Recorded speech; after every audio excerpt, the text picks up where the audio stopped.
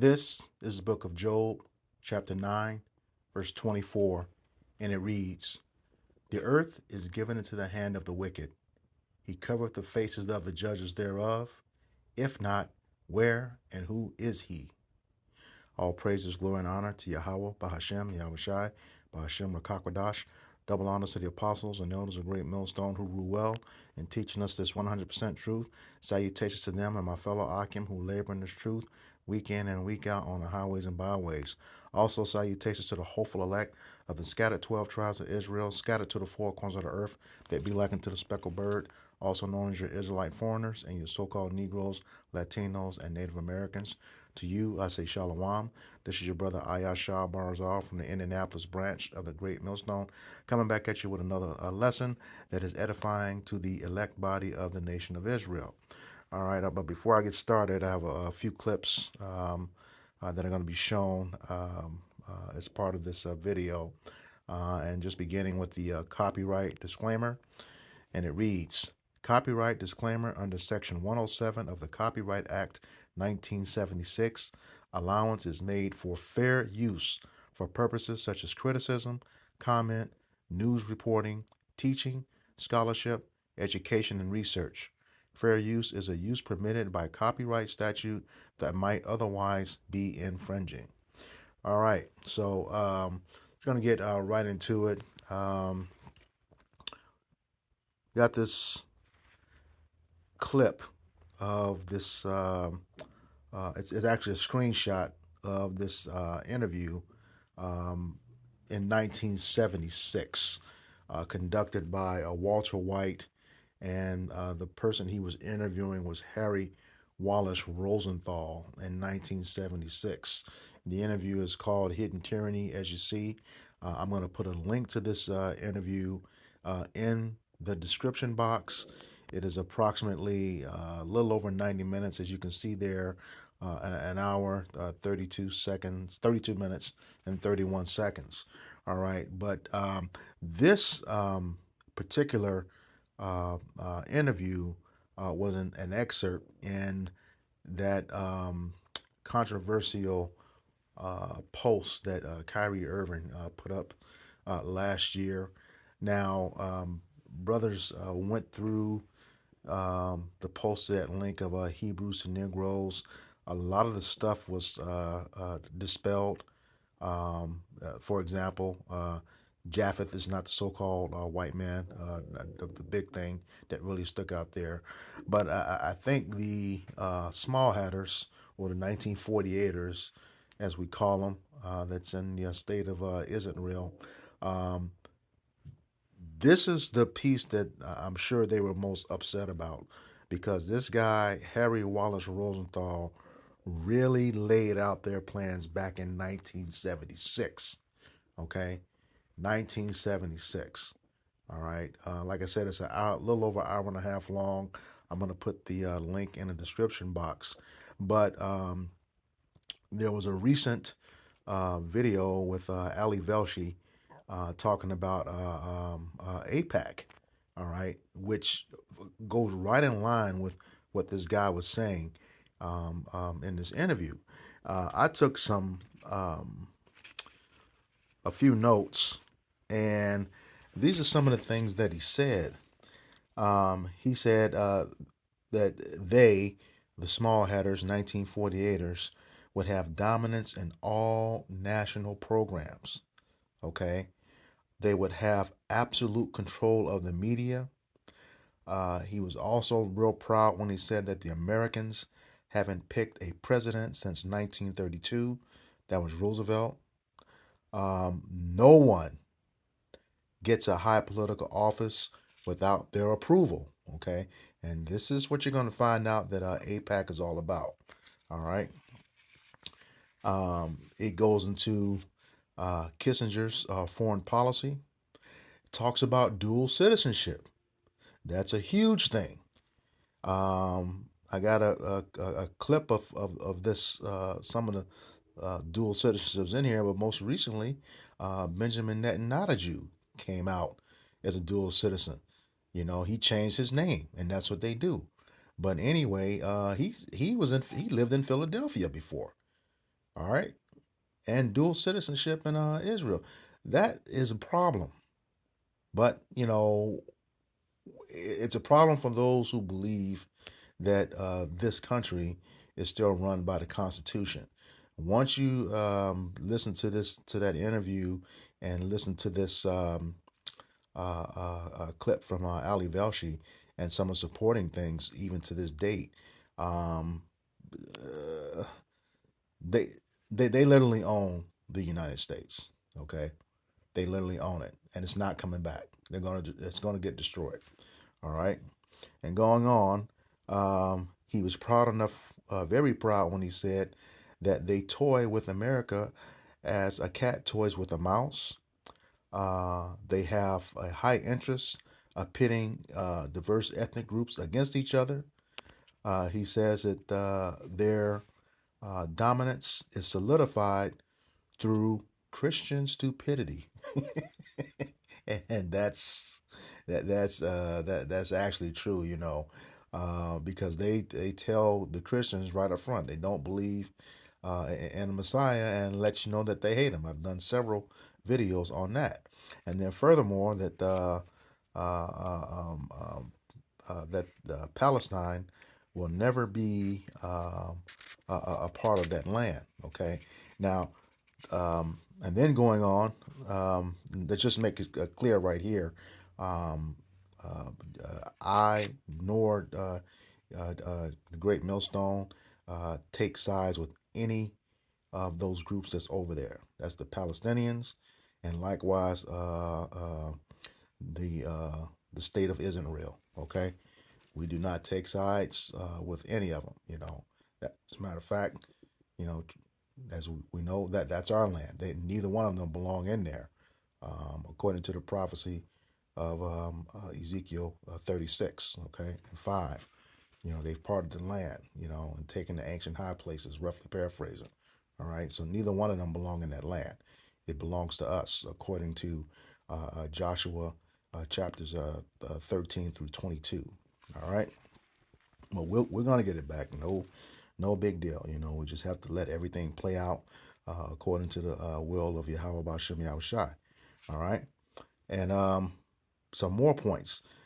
He talked about Zionism, and as they look at Zionism, is that all the nations are supposed to worship them, look up to them, like it was originally supposed to be for us, according to Deuteronomy 7:6. We're supposed to be above all nations, but what have they done? Taken themselves and put themselves above all nations. All right. He goes on to say, our tax dollars, uh, we get heavily taxed, um, and give it to them, tax free. I mean, this interview is something else. Okay. Um, he also said they changed their names to blend into society, and we know a lot of them have done that. Like I just said, recently it's come out that Benjamin Netanyahu, is his name isn't his original name. Okay. The new Speaker of the House, Merrick Garland, all of them changed their names to fit into society, but they go back to the tribe of Amalek, okay, the first of the nations of Esau, Edom, according to Numbers 24 and 20. Okay. Um, what else did he say? He says there's no presidential power in the United States, and um, there are actually two governments: the visible government, which is very diverse, okay, meaning that they have all different nationalities showing, visible, that people can see, so they think that the people will think they will have some sort of representation.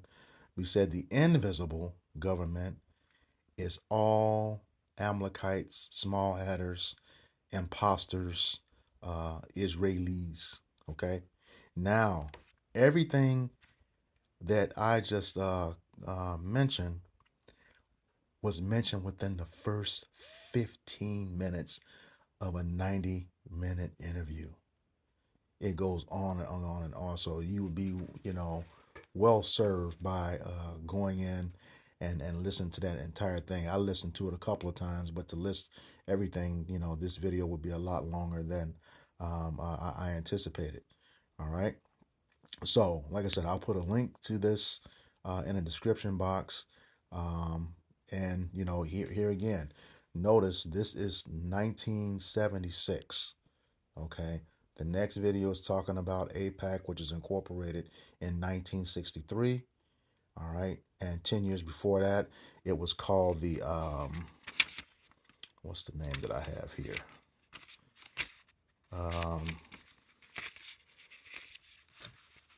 The American Zionist Committee. So from 1953 to 1976, that was 23 years. So this guy, Harry Wallace Rosenthal, in his interview, had more than enough time to learn what their plans were to do in the U.S. and around the world. And you'll find out 30 days after this interview, he was taken out because he laid it out. Now the ADL has tried to reject that, but no, what he says in this interview in 1976 is exactly what is happening today.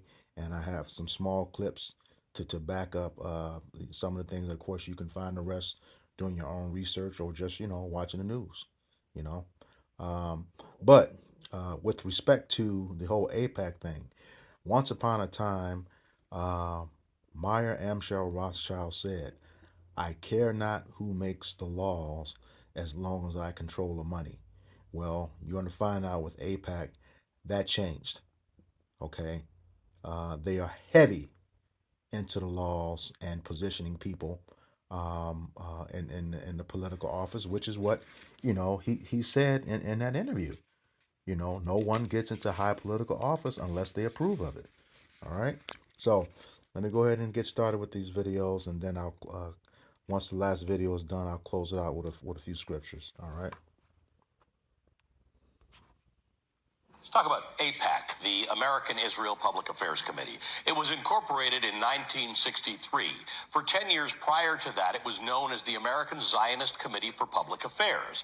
AIPAC calls itself America's pro-Israel lobby, and according to its website, it has over 3 million members across the country in regional chapters working to, quote, expand and strengthen the U.S.-Israel relationship, end quote. You may know AIPAC as being one of the biggest and most recognizable donors to many of the members of Congress in your state. But contributing to campaigns is a relatively new function of the organization. Before 2021, AIPAC did not endorse candidates nor give political contributions. Its focus was on lobbying elected officials, not actually electing officials. But in a dramatic shift in policy, AIPAC began directly funding candidates and spending big on races in 2021. AIPAC Political Action Committee, AIPAC-PAC, filed something called a Statement of Organization with the FEC just in time for the 2022 election cycle, where it spent $50 million, including both direct contributions to candidates and outside spending like TV advertisements. According to AIPAC, it donated money to 365 candidates from both parties, including every single member of both Democratic and Republican leadership in Congress. 109 Republicans who voted against the certification of the 2020 presidential election in America received campaign contributions from AIPAC. All in all, AIPAC gave money to 342 members of the 118th Congress. The 2022 elections were the most expensive midterms in American history, with a total cost of $8.9 billion spent. Wow. Now, last year, AIPAC ranked 15th in total expenditure by a political action committee, according to data collected by Open Secrets. But take a look at the other funders that AIPAC is competing against for that title. Act Blue and Win Red. They are Democratic and Republican Party machines. Save America is Donald Trump's money-raising operation. The Conservative Club for Growth, Emily's List, focuses on electing Democratic women to office. All of the PACs on this list are massively domestic-focused ideological machines. AIPAC is the only organization in the top 20 whose interests are focused entirely on America's relationship to a foreign government. Now, let's take a look at who benefits from AIPAC's largesse. Here are the top 20 recipients in Congress, the House and the Senate, of APEC money in the 2022 midterm cycle, according to Open Secrets.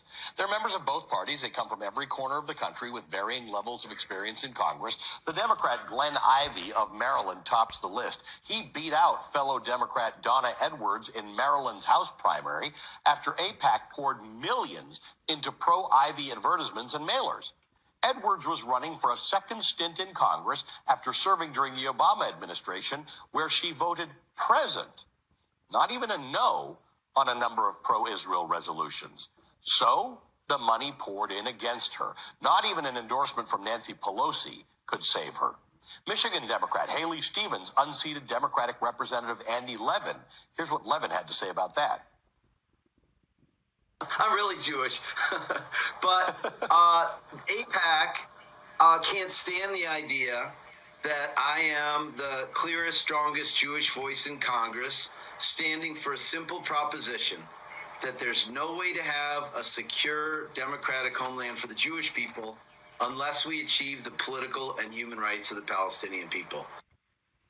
AIPAC spent $4 million against Levin. He lost by 20 points.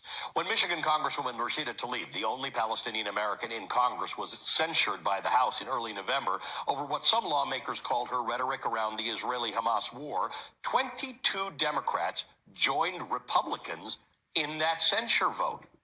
18 of those Democrats received campaign funds from AIPAC in 2022, totaling more than $1.1 million.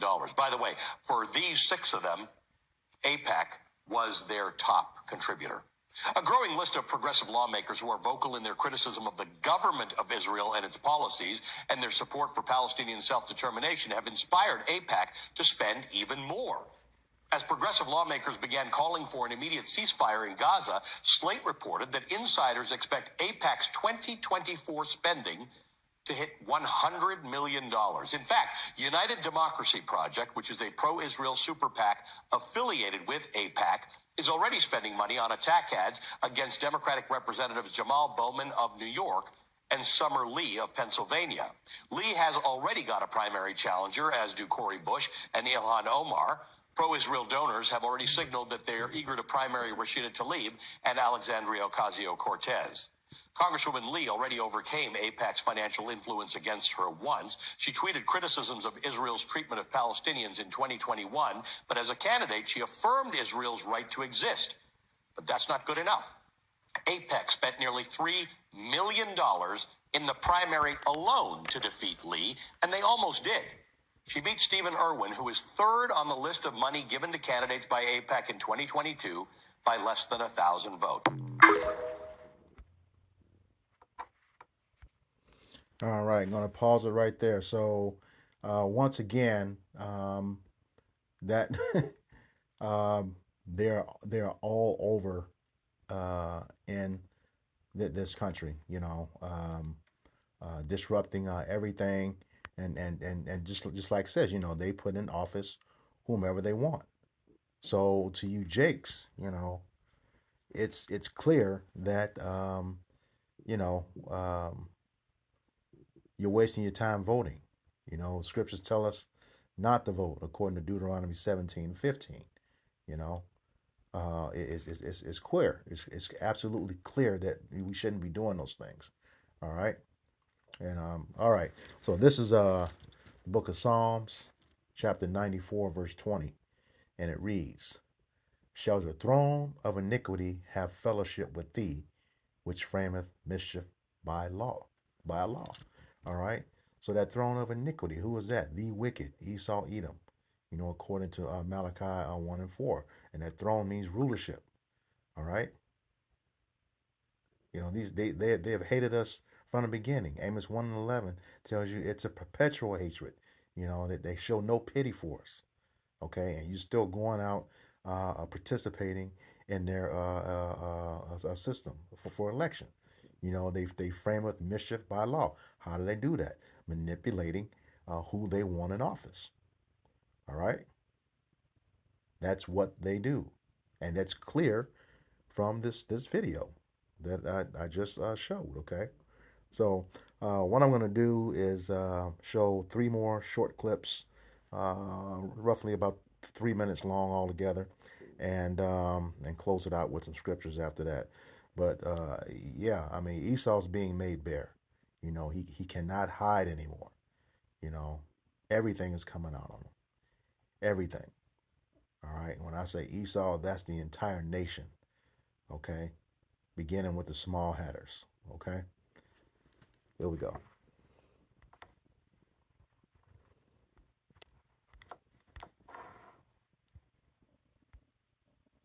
Let's talk about APAC, the American Israel Public.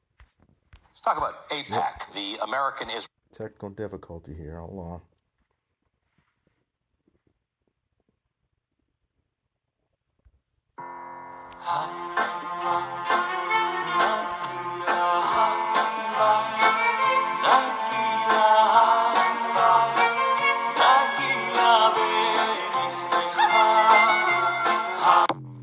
And control of the media, just like he said it would be. The Jewish media. I mean, the media is kind of controlled by a lot of Jewish people out here. We can actually see here who controls your mind. This was a chart back in 2013. All of these red is Jewish people, right? So they own like Universal Studios, ABC News, CBS, CNN, Columbia Pictures, DreamWorks, Facebook, Google, also run by Jewish people, Yahoo, Marvel, Pixar, the New York Post, LucasArts, MSNBC, DreamWorks, Comcast, the New York Times, Comedy Central, Wall Street Journal. I mean, admittedly, a lot of these large media organizations and tech companies that are able to shape global narratives are run by Jewish people. So does Kanye West have a point here? The Jewish around. Well, pressuring, they have many means at their disposal. They are putting up pressure on many, many people. And at the end, I don't think that it will even help Israel. Why, if this is true, why would the President of the United States pay attention to that lobby? They are strong. Strong in what sense? They are controlling many things. Controlling what?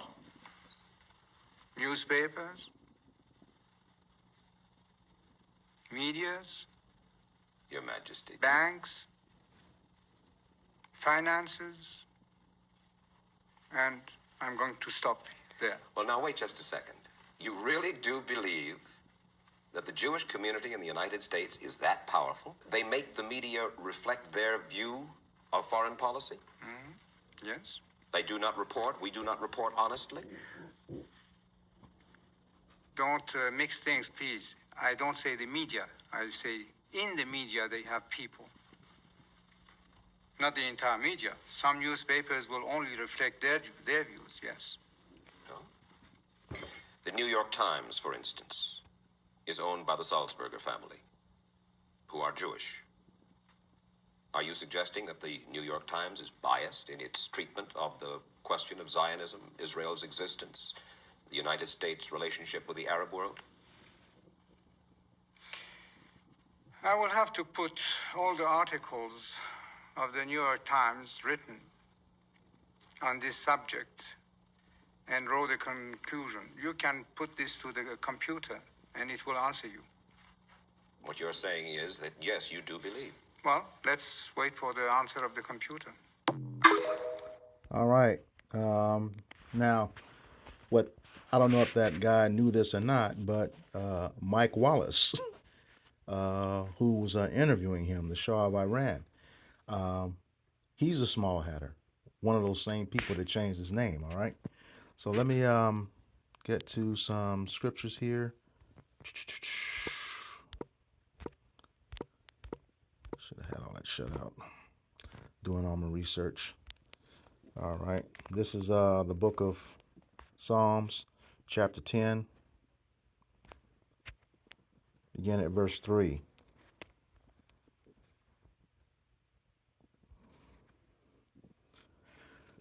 For the wicked boasteth of his heart's desire, and blesseth the covetous, whom the Lord abhorreth. And once again, who is that wicked? Esau, Edom, who was the chief nation of the wicked. Amalek, okay?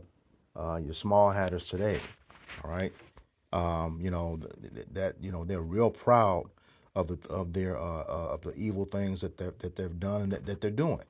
All right. And you know they they're greedy, like they want to take over the entire world, and you see that world dominance. That's what he said. Take over every national program. In that interview, one of the points that I pulled out. All right, every national program. So that's national is global. Okay, and they just you know don't have any regard for Yahweh Bashem Yahweh Shai. All right. Verse 4, the wicked through the pride of his countenance will not seek after Yahweh Bashem Yahweh Shai. Yahweh Bashem Yahweh Shai is not at all in his thoughts. Okay. And why is that? Because he's in control of the world right now at the hands of Yahweh Bashem Yahweh Shai. That's what Job 9:24 was talking about. But he really believes he's doing this. All right. And that's not the case, And see, he feels, he, that he's in control of everything, like Psalms 49 says. He thinks his houses are gonna. He makes change everything after his own name. He thinks his house is gonna last forever. Let me go right to that real quick so I don't butcher it. This is Book of Psalms 49 and 11, and it reads. Their inward thought is that their houses shall continue forever, and that their dwelling places to all generations. They call their lands after their own names, and that's what they do, and not only lands, people, you know, like that byword African American. Africa was conquered by Leo Scipio Africanus, an Edomite, and America is named after Americus Vespucci, another Edomite. Okay, so you got two different men from two different time periods with recessive genes creating a nation of people with dominant genes. All right? That's biologically impossible. All right? It's not going to happen. But that's what they think. They think they're going to rule forever.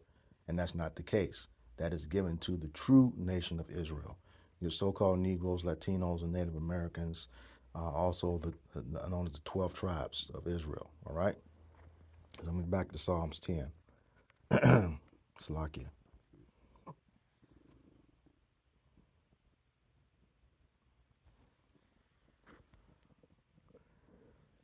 Verse 5, and it reads, his ways are always grievous. Thy judgments are far above and out of his sight. As for all his enemies, he puffeth at them. And that's right. His ways are always grievous. In order to be in dominance, someone has to suffer. All right. And right now, the American people are going to see that it's them. It's always been Jake, but it's going to get worse for Jake too, especially in Jacob's trouble. For the 2/3 of our people. All right. This is going to get real bad out here. If you don't have Yahweh Bashem Yahweh Shai, if you're not of His elect, man, that's why we pray daily that we're part of that number. Part of this hopeful elect, because this is going to get bad out here, especially for you 2/3 Jakes. All right. Back in Psalms 10 and 5, his ways are always grievous. Thy judgments are far above out of his sight. As for all of his enemies, he puffeth at them. So he don't think there's going to be any judgment for what he's doing. Ruining the earth. Touching the apple of the Lord's eye. Slaki. His anointed, the nation of Israel. You so-called Negroes, Latinos, and Native Americans. He's been putting hell on us, as the scriptures say. He would wear out the saints. All right. And who are the saints? The nation of Israel, according to Psalms 148, 13 and 14. All right.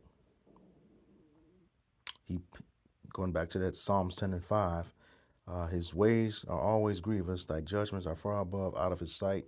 As for all his enemies, he puffeth at them. And yeah, he puffeth at them because what? He controls everything. The money, the military, these wacky religions. Okay.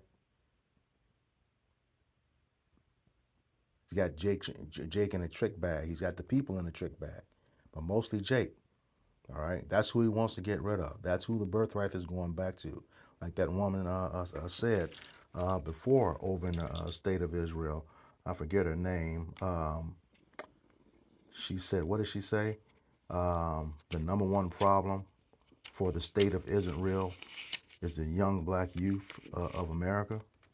You know, that's a hell of a thing to say when you're fighting right now. Oh, what's her? Yeah, her name is Judith Varney Shorer. You know, a top government official for the state of Israel. Okay, she's another one with dual citizenship in Atlanta, Georgia. Okay, so yeah, they puff it because they have the power. The power's in their hands. Okay, to do all types of wickedness. You know, like the scripture saying, Psalm 73:5. You know, they are not in trouble as other men, neither are they plagued as other men. All right. Jay can commit a crime and get a draconian sentence, and Esau Edom can do a crime and never get put in jail. You know, never have to go to court. All right. When they do stuff, I just had a video removed within the last week. All right, showing those rabbis getting caught up for child trafficking. Nope, they get off, go back to Israel, and never have to make any consequences. All right. So I'm going to close it out right here. This is the book of Psalms, chapter 10, verse 6. And it reads, He had said in his heart, I shall not be moved, for I shall never be in adversity. Okay, and that's the thing. You know, the scriptures tell us, you know, he thinks he is the Most High. All right. He thinks he is the Most High and to be worshipped. That's what that Zionism goes back to. Okay. It says, for I shall never be in adversity. Well, you are right now in adversity because you've lost the media war. You know, you've lost the media war. The people truly see you for who you are, the devil that the Bible speaks of. We've always known that, you know, as the Hebrew Israelites, but now the rest of the world is seeing it too. And you will be in adversity, you know. You will be in adversity, and it's not going to end well. You're going into slavery first, according to Revelation 13:10, and then ultimately, you know, being removed out of existence, the entire nation of Edom, according to Obadiah 1:18. All right. So with that, I hope this lesson was edifying for the body. Once again, I'm going to give all praises, glory, and honor to Yahweh, Bahashem, Yahweh Shai, Bahashem, Rakakwadash. Double honors to the apostles and elders, great millstone who were well in teaching us this 100% truth. Salutations to them and my fellow Akim who labor in this truth, week in and week out on the highways and byways. Also, salutations to the hopeful elect of the scattered 12 tribes of Israel, scattered to the four corners of the earth that be like unto the speckled bird, also known as your Israelite foreigners and your so-called Negroes, Latinos, and Native Americans. To you, I say Shalom, Kwam Yasharala. Shalom.